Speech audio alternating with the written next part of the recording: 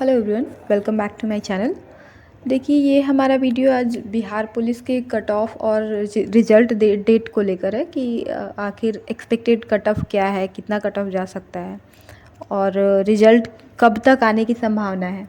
क्योंकि देखिए क्या होता है ना कि जब हम कोई भी रिज़ल्ट कोई भी एग्ज़ाम दे के मतलब जितना भी स्टेप होता है, जैसे इसका तो फाइनल आना है, तो जब फाइनल रिज़ल्ट आना होता है तो बहुत बेसब्री होती है इंतज़ार करने की। मतलब बहुत लगता है कि एक बार घुमा फिरा के आप चेक कर ही ले रहे होंगे। मेरा भी जब 1275 वाला फाइनल, बाकी तो उतना नहीं रहता एक्साइटमेंट, लेकिन 1275 वाला दरोगा का रिज़ल्ट आना था तो देखिए मोटा मोटा पता रहता है कि कब तक आएगा। क्योंकि अगर आप किसी एक एग्ज़ाम में 2-3 साल के प्रोसेस में हो तो पता लगभग रहता ही है आइडिया। फिर भी मैं भी क्या कर रही थी कि डेली कभी कभी वेबसाइट चेक कर लिया, कभी सरकारी रिजल्ट, मैं भी ऐसे ही कर रही थी। बहुत बेसब्री होती है, तो वैसे ही आप लोगों के साथ भी हो रहा होगा। तो उसी को लेके बात करेंगे कि कब तक आने का संभावना है। तो सबसे पहले कट ऑफ को देखिए कि क्या जा सकता है। तो इसके लिए सबसे पहली बात है कि आपको प्रीवियस ईयर कट ऑफ देखना पड़ेगा कि प्रीवियस ईयर कितना कट ऑफ गया है। तो अगर उसका देख के तो अंदाज़ा लग जाता है। तो ये हमारा कट ऑफ जो है ये 2020 के वैकेंसी का है, जिसमें 8415 पोस्ट का पे वैकेंसी आई थी। तो इसमें देख सकते हैं आप, जनरल का जो कट ऑफ गया था वो 76 गया था मेल का और 74 फीमेल का। उसी तरह आप यहाँ देखिए EWS का भी है। अब डेट ऑफ बर्थ देख लीजिएगा, उसके अकॉर्डिंग वो एक मतलब अपर एज लिमिट का था। तो उसके बाद EWS मेल का 68 गया था और फीमेल का 62 गया था। बस 6 नंबर का अंतर यहाँ था। उसी तरह से SC का देखिए 68 गया था मेल का और फीमेल का 46, बहुत कम गया था। ST का 60 मेल का और 50 फीमेल का। ST का कट ऑफ SC से ज़्यादा गया था, मतलब फीमेल में। उसके बाद EBC पे आइए तो 72 मेल का और 60 फीमेल का। उसके बाद BC का भी ऐसे ही देखिए कि 72 और 68 मेल फीमेल का। ये इतना कट ऑफ 84 से 15 वाले पोस्ट का है। तो और इस बार क्या हुआ है कि इस बार वैकेंसी ज़्यादा है। इस बार 21,000 के आसपास है, 21,391।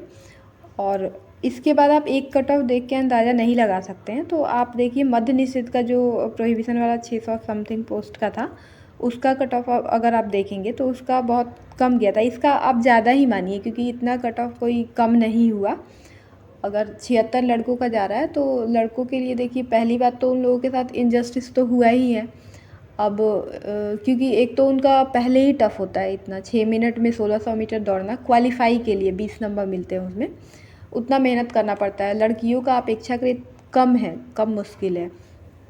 तो जस्ट बिकॉज कि मैं भी लड़की हूँ तो मैं ये नहीं बोल सकती कि हाँ मतलब ठीक है लड़कियों को एक्स्ट्रा थोड़ा कम ज़्यादा होना चाहिए, लेकिन टाइम भी उसी हिसाब से मिलना चाहिए था। या तो एक साथ करा देते, क्योंकि बहुत किसी को इसका नुकसान, मेरे खुद के 2 भाई क्वालिफाई किए थे, एग्ज़ाम पास किए थे, लेकिन उनका फिजिकल नहीं हो पाया क्योंकि स्टार्टिंग में ही उनका फिजिकल डेट था, तो नहीं क्वालिफाई कर पाए। तो मैं नज़दीक से देखी हूँ कि कितना मेहनत लगता है, उसके बाद बेचारे नहीं कर पाते हैं। तो टाइम तो हुआ ही है, किसी किसी के साथ अन्याय उन लोगों के साथ हुआ है जिनका स्टार्टिंग में पड़ा था, और कुछ लोगों को एकदम मार्च के एंड में, मतलब 10 मार्च तक फिजिकल चला, तो कितना गैप आप सोच सकते हैं। बट देखिए अभी कट ऑफ पे देखते हैं। ये प्रोहिबिशन वाला था तो इसका कट ऑफ आप देखिए, जनरल का 66 गया था मेल का और फीमेल का 64। उसी तरह EWS का 42 दोनों का गया था, मतलब मिनिमम क्वालिफाई पे। उसके बाद SC का भी उतना ही मिनिमम क्वालिफाई, लेकिन यहाँ ST का कट ऑफ बढ़ गया था, 54 मेल का और 46 फीमेल का। आप देखिए यहाँ EWS से ज़्यादा इन लोगों का ST का कट ऑफ गया है, EWS और SC से। उसके बाद EBC पे आइए तो 50 और 50 दोनों का गया है। उसके बाद BC का भी 54 गया है। उसके बाद BCW का 50 गया था फीमेल का। तो ये कट ऑफ मध्य निषेध का रहा। तो इससे ना तो आप इतना कट ऑफ देखिए, ये 21,000 वाले में है कि ना तो इतना कम जाएगा और ना ही 8400 की जितना ज़्यादा जाएगा। इसमें क्या हुआ था कि इसमें बहुत मतलब जितनी वैकेंसी थी उतने लोग भी क्वालिफाई नहीं कर पा रहे थे, क्योंकि बहुत कम टाइम मिला था। तो ये सब कारण था, और भी बारिश वारिश का टाइम चल रहा था तो लोग क्वालिफाई ही नहीं कर पा रहे थे। तो ये रीज़न था इतना कम जाने का।